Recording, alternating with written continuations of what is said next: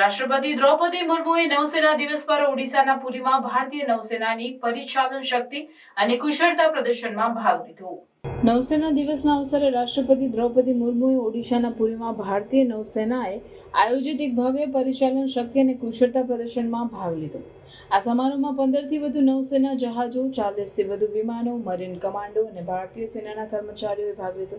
આ અવસરે MiG-29 અને હોક વિમાનો દ્વારા હવાઈ યુદ્ધાભ્યાસ અને પનડુબ્બી સંચાલનનું પ્રદર્શન કરવામાં આવ્યું। રાષ્ટ્રપતિ મુર્મુએ આ અવસરે ભારતીય નૌસેનાના તમામ કર્મચારીઓને શુભેચ્છાઓ આપી અને તેમના સાહસ અને સમર્પણની પ્રશંસા કરી।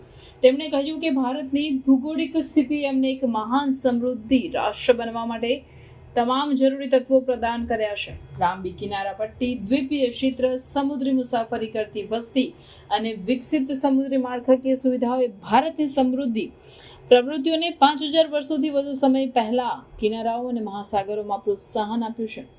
રાષ્ટ્રપતિએ કહ્યું કે ભારતીય નૌસેનાએ હંમેશા દેશની સમૃદ્ધિ સુરક્ષા સુનિશ્ચિત કરી છે અને 2047 સુધી વિકસિત ભારતની દિશામાં આગળ વધવા માટે આ જરૂરી છે। તેમણે નૌસેનાના નારી શક્તિને યોગ્ય વિકાસના અવસરો પ્રદાન કરવા માટેના પ્રયાસોની પણ પ્રશંસા કરી।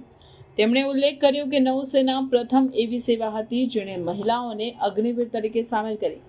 આ સમારોહમાં ભારતીય નૌસેનાના મુખ્ય એડમિરલ દિનેશ કુમાર ત્રિપાઠીએ રાષ્ટ્રપતિ અને અન્ય મહાનુભાવોનું સ્વાગત કર્યું।